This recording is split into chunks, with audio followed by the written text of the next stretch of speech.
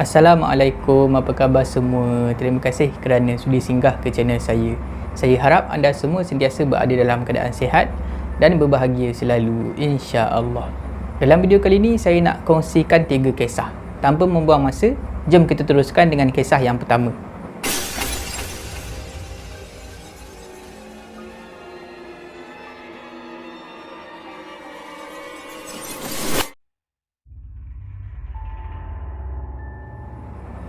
Selamat datang ke segmen Singgah Seram.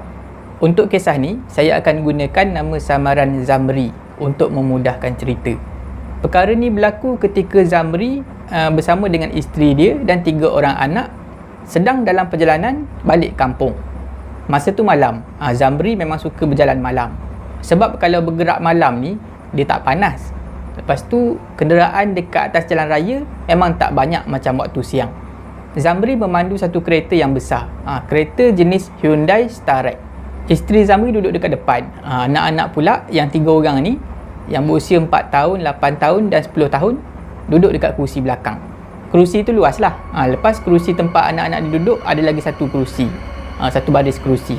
Lepas tu, belakang tu ada lagi satu kerusi. Tapi kerusi yang paling belakang ni, dia kecil je lah. Kampung Zamri ni jauh. Terletak di negeri Kedah. Jadi perjalanan tu memang panjang. Bila kita sebut berjalan malam, naik kereta malam, perjalanan yang jauh macam tu, faham-faham lah. Anak dan juga isteri Zamri ni memang tidur bangun. Sekejap tidur, sekejap bangun. Cuma Zamri aja yang tak boleh tidur, sebab dia memandu. Pada mulanya, semuanya okey aja. Sampailah anak Zamri yang umur 4 tahun ni tiba-tiba merengek, menangis lah. Jadi Zamri pun kejutkanlah isteri dia di sebelah. Isteri Zamri dah tidur masa tu. Zamri pun kejut. Yang bangun yang, tengok anak kita tu. Isteri Zamri pun bangun. Dia pun pusinglah ke belakang. Pusing nak ambil anak dia yang berusia 4 tahun tu, anak bongsu. Masa isteri Zamri pusing ke belakang nak ambil anak dia tu, isteri Zamri beristighfar, berkali-kali istighfar. Astaghfirullahalazim, astaghfirullahalazim, astaghfirullahalazim. Bila Zamri dengar isteri dia istighfar macam tu, Zamri rasa pelik. Zamri pun tanyalah, kenapa yang? Ada apa? Tapi isteri Zamri seolah-olah tak berani nak bercakap. Bila Zamri tengok isteri dia jadi macam tu, Zamri pun toleh ke belakang. Masa itulah Zamri ternampak dekat kerusi paling belakang ada orang duduk. Orang tu rambut dia panjang, menunduk ke bawah. Zamri terkejutlah bila nampak ada orang macam tu. Zamri pandang balik dekat depan. Lepas tu Zamri tengok dekat cermin pandang belakang. Bila Zamri tengok dekat cermin pandang belakang, tak nampak pun orang tu.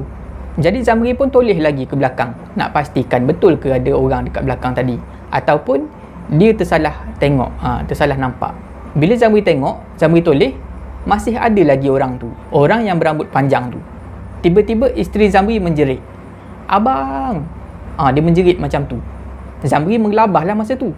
Cepat-cepat Zamri toleh ke depan, tengok ke depan. Rupa-rupanya Zamri ni, kereta dia dah masuk ke lorong sebelah kanan. Bila sebut lorong kanan ni, memang kereta semua laju lah. Sebab masa tu Zamri berada di highway Karak. Dan pada masa yang sama, Zamri terdengar bunyi horn yang sangat kuat daripada arah belakang. Rupa-rupanya ada lori dekat belakang. Lori trailer yang sedang bergerak laju di lorong kanan. Nasib baik masa tu, Zamri memandu perlahan. Sebab daripada tadi sebenarnya, Zamri duduk dekat lorong kiri aja. Dia buat perlahan aja daripada awal tadi. Tapi disebabkan dia toleh banyak kali ke belakang nak tengok benda yang berambut panjang tu di kerusi belakang tu, sebab itulah dia tak perasan yang steering dia dah terpulas menghala ke sebelah kanan. Zamri cepat-cepat pulas steering, masuk semula ke belah kiri. Betul-betul selepas kereta Zamri dah masuk semula ke lorong kiri, nampaklah lori trailer tadi memintas dengan sangat laju di lorong kanan. Dada Zamri berdebar. Masa tu barulah Zamri ingat kes-kes kemalangan yang pernah berlaku di lebuh raya Karak. Macam-macam kes lah.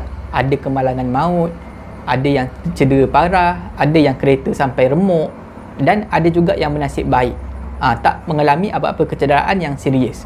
Dan kebanyakannya yang terselamat ni, bila ditemu ramah, diorang akan cerita ternampak benda-benda yang pelik, lembaga yang pelik. Kadang-kadang tu melintas dekat depan, kadang-kadang lembaga tu melekat dekat atas bumbung kereta, macam-macam kes lah. Dan pada masa itulah Zamri terfikir, mungkin lembaga tadi yang berambut panjang tadi sengaja menjelmakan diri, sebab dia nak akibatkan kemalangan kepada Zamri sekeluarga.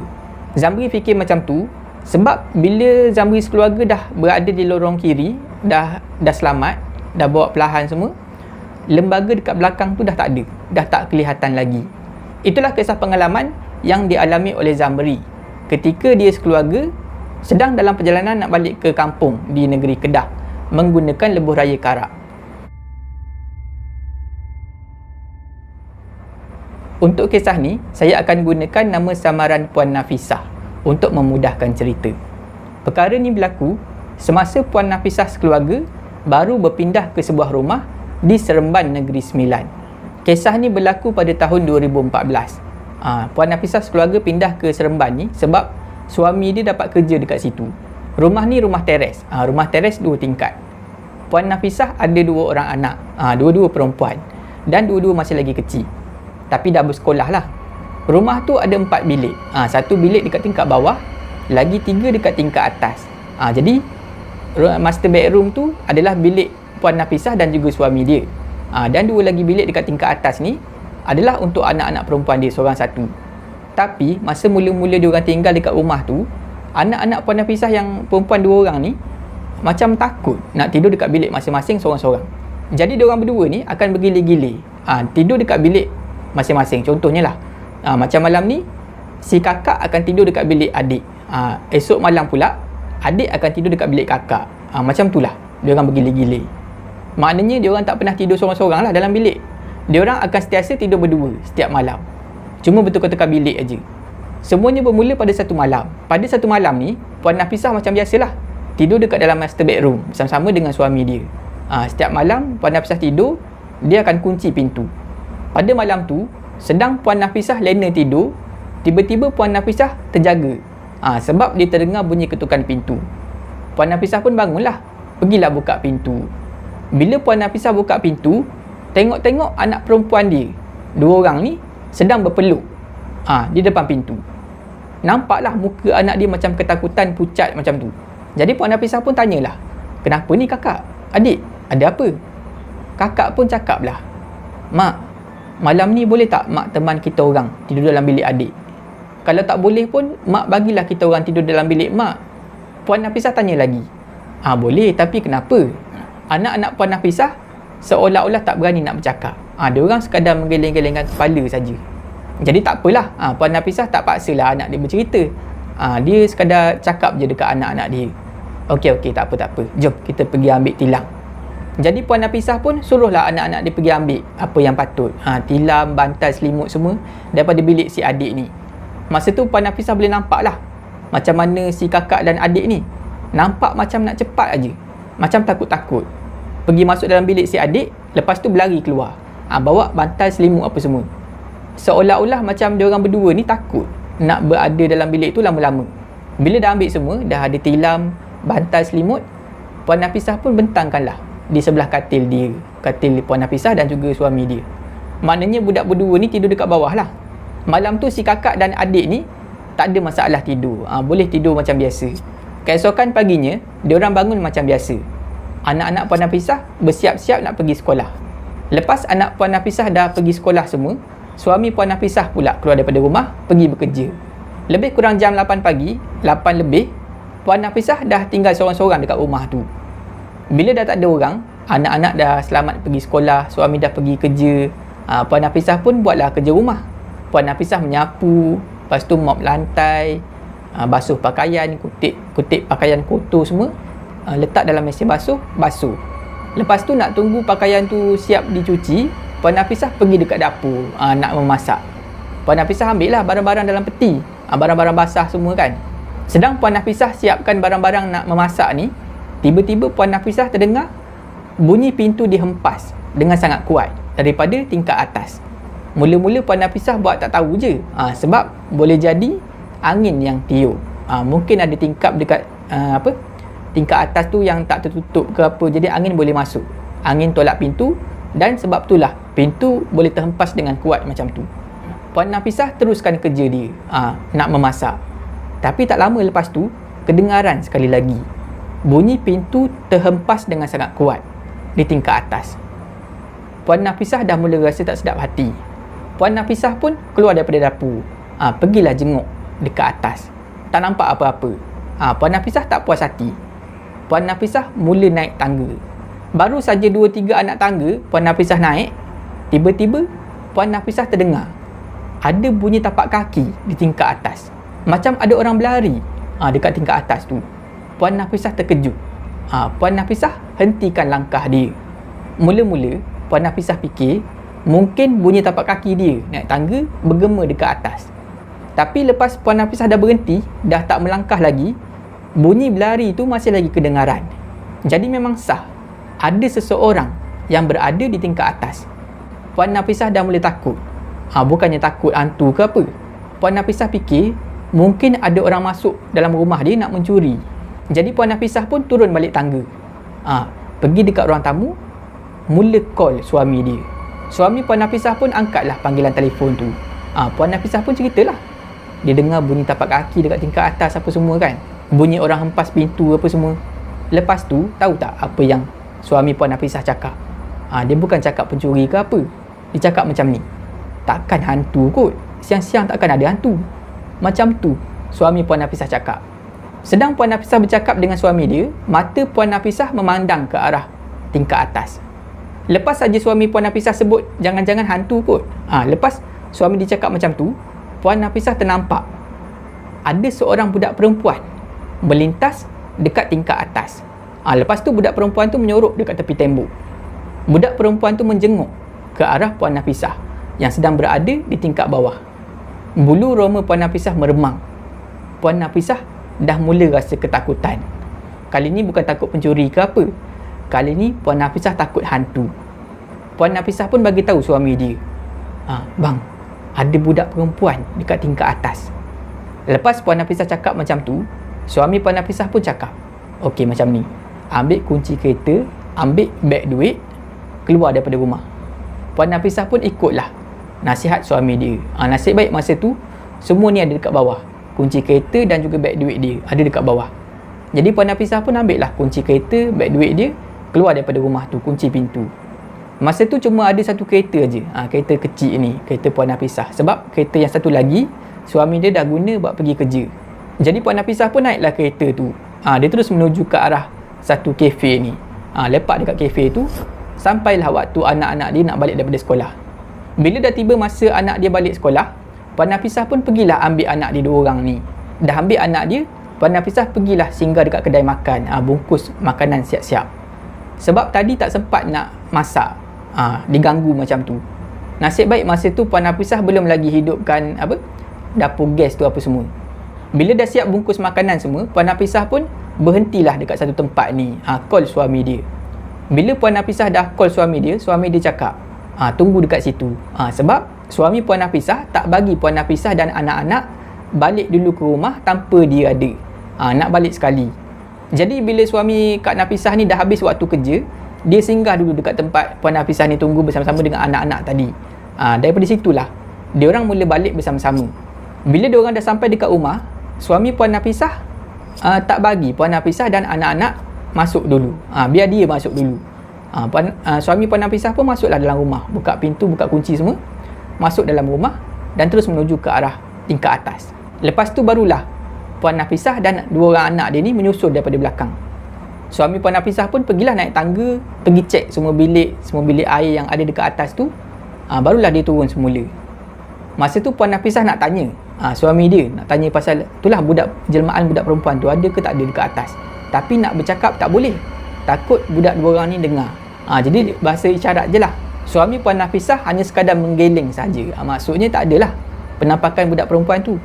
Selepas kejadian tu, Puan Nafisah ada juga bertanya kepada anak-anak dia pasal kejadian malam tu, yang dia orang minta nak tidur dengan Puan Nafisah.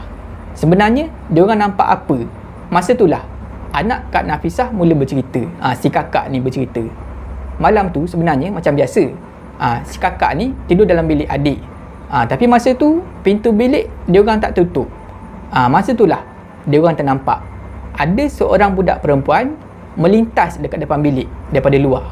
Mula-mula kakak dan adik ni fikir Mungkin tersalah tengok, mungkin bukan jelmaan budak, tapi tiba-tiba budak perempuan yang melintas dekat depan pintu bilik tu berpatah balik, pergi jenguk dia orang berdua dengan muka yang sangat menakutkan.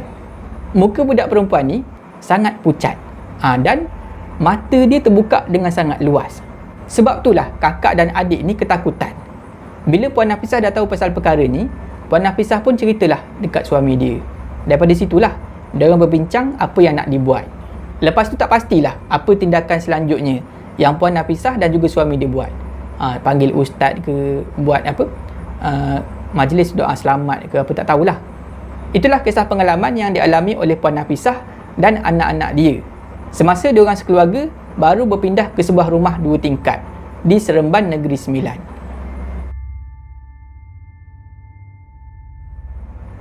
Untuk kisah ni, saya akan gunakan nama samaran Firdaus untuk memudahkan cerita. Firdaus ni, dia bekerja sebagai seorang jururawat. Jururawat lelaki. Dia bekerja di hospital lah. Dekat hospital tu, Firdaus ditempatkan bertugas di satu tempat yang dikenali sebagai ward sementara. Maknanya pesakit yang ditempatkan dekat situ tak akan berada lama dekat situ, hanya sementara saja. Contohnya macam ni lah, bila ada seorang pesakit ni datang dekat hospital, dia sepatutnya masuk ward, tapi ward dah penuh. Jadi terpaksa menunggu dekat situ, menunggu giliran dia untuk masuk ward. Tunggu ada tempat kosong dekat ward tu, barulah dia akan dialihkan ke tempat yang sepatutnya. Jadi perkara ni berlaku pada satu malam. Adalah seorang pakcik ni, dia masuk dekat ward sementara tu dengan sakit semput, maknanya kesukaran bernafas lah. Bila pakcik tu dah ditempatkan di katil dia, Firdaus pun pergilah cek vital sign semualah, tekanan darah, suhu badan, lepas tu kadar oksigen SpO2 tu. Masa Firdaus buat pemeriksaan dekat pakcik ni, tak ada orang yang teman pakcik ni. Pakcik ni seorang-seorang aja. Lepas Firdaus dah ambil semua bacaan vital sign ni, dia pun pergilah dekat meja dia, buat report lah. Sedang Firdaus menulis tu dekat meja dia, Firdaus tengok sekali lagi dekat pakcik ni. Tiba-tiba Firdaus nampak ada seorang wanita tua duduk di kerusi di sebelah katil pakcik tadi. Firdaus rasa pelik lah, daripada mana pula makcik ni datang, tadi tak ada. Lepas tu Firdaus fikir balik, mungkin isteri pakcik ni kot. Jadi tak apalah, Firdaus pun sambung buat kerja dia. Tak lama lepas tu, doktor pun datanglah dekat Firdaus, dekat meja tu. Doktor pun tanyalah, macam mana pasien yang baru masuk tadi. Firdaus pun tunjuklah report dia, bacaan vital sign tadi, tekanan darah, suhu, oksigen semua. Lepas tu doktor pula pergi tengok pakcik tu. Masa tu, sekali lagi Firdaus tengok. Kali ni, makcik tadi dah hilang. Tapi Firdaus tak rasa pelik lah. Mungkin makcik tadi pergi toilet kot, ataupun dah keluar. Tak apalah. Lepas tu doktor pun bagilah arahan. Doktor bagi tahulah, okey, pakcik ni dah boleh admit ward. Dah ada kosong dekat ward. Ward sekian-sekian, dia bagi tahulah ward mana. Lepas tu doktor bagi tahulah senarai ubat yang perlu ditulis dalam laporan. Nanti nak pas dekat pihak ward tu. Lepas tu doktor tu pun berlalu pergi. Bila Firdaus dah dapat arahan daripada doktor tu, Firdaus pun bercakaplah dengan pakcik yang semput ni. Firdaus bagi tahulah, kejap lagi pakcik kena transfer dekat ward sekian-sekian. Dia bagi tahulah ward mana. Nanti pakcik boleh tahu dekat isteri pakcik. Dia bagi tahu macam tu. Lepas tu pakcik tu cakap dekat Firdaus, dia dah tak ada isteri. Isteri dia dah meninggal dunia.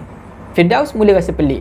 Firdaus pun tanyalah, minta maaf pakcik, saya nak tanya, tadi perempuan yang duduk dekat sebelah pakcik tu siapa? Itu isteri pakcik. Sekali lagi Firdaus rasa pelik, sebab baru je tadi pakcik ni cakap dia tak ada isteri. Isteri dia dah mati. Tapi kali ni dia cakap itu isteri dia. Jadi yang mana satu betul? Sekali lagi Firdaus bertanya pada pakcik tu, tadi pakcik cakap isteri pakcik dah meninggal. Yang mana satu ni pakcik? Pakcik ada isteri ke, ataupun isteri pakcik dah meninggal? Lepas tu Firdaus terfikir, mungkin pakcik ni ada 2 orang isteri. Sebab itulah dia cakap ada isteri yang meninggal dan ada isteri yang teman dia tadi. Firdaus pun bertanya sekali lagi pada pakcik tu, jadi yang teman pakcik tadi, yang duduk dekat sebelah pakcik tadi, isteri kedua pakcik lah ya? Pakcik yang semput tu pun jawab, tak, pakcik hanya ada seorang isteri. Isteri pakcik dah meninggal dunia. Lepas pakcik tu cakap macam tu, Firdaus jadi makin tak faham. apa sebenarnya yang dah berlaku sekarang ni. Jadi Firdaus pun tanya sekali lagi, oh, isteri pakcik dah meninggal lah ya? Jadi siapa yang saya nampak tadi duduk dekat sebelah pakcik? Masa ni lah pakcik tu bagi tahu, memang betul isteri pakcik seorang aja, dan isteri pakcik dah meninggal. Tapi isteri pakcik ni, dia masih lagi jenguk pakcik walaupun dah meninggal dunia. Sudah. Apa benda pula ni? Macam mana orang mati boleh melawat orang hidup pula? Yang sebenarnya yang melawat pakcik tu bukanlah arwah isteri dia, tapi mungkin korin kepada arwah isteri dia. Sebab korin ni muka dia sama kan, sama dengan arwah tu. Bulu roma Firdaus meremang. Firdaus dah mula rasa seram sejuk. Firdaus pun tanya pakcik tu, tak apalah pakcik, ada tak siapa-siapa yang datang teman pakcik dekat sini? Pakcik tu pun cakap, ada, anak pakcik datang hantar pakcik tadi. Sekarang ni dia tengah menunggu dekat luar. Pakcik tu pun bagi tahulah nama anak dia apa. Firdaus pun pergilah dekat luar, panggillah nama anak pakcik tu. Lepas tu anak pakcik tu datanglah dekat Firdaus. Masa ni lah Firdaus tanya, cik, tumpah tanya, mak cik ada dekat mana ya? Oh, mak saya dah meninggal dunia. Saya seorang je yang hantar ayah saya tadi. Jadi memang betul lah apa yang pakcik tu cakap. Isteri pakcik tu memang dah betul-betul meninggal dunia. Maknanya makcik tua yang Firdaus nampak duduk di sebelah pakcik tadi memang betul jelmaan makcik yang dah meninggal ataupun korin dia. Itulah kisah pengalaman yang dialami oleh Firdaus semasa dia bertugas sebagai seorang jururawat lelaki di wad sementara di sebuah hospital. Setakat itu saja video saya pada kali ini. Saya harap anda semua terhibur. Jika anda suka video ni, jangan lupa like, share dan komen video ni. Jangan lupa subscribe dan tekan butang loceng untuk dapatkan notifikasi video saya yang seterusnya. Bagi anda yang nak berkongsi kisah seram, boleh hantar ke alamat email yang tertera dekat bawah. Janganlah takut kepada makhluk, tetapi takutlah kepada pencipta segala makhluk. Semoga kita bertemu lagi di video saya yang seterusnya. InsyaAllah. Assalamualaikum.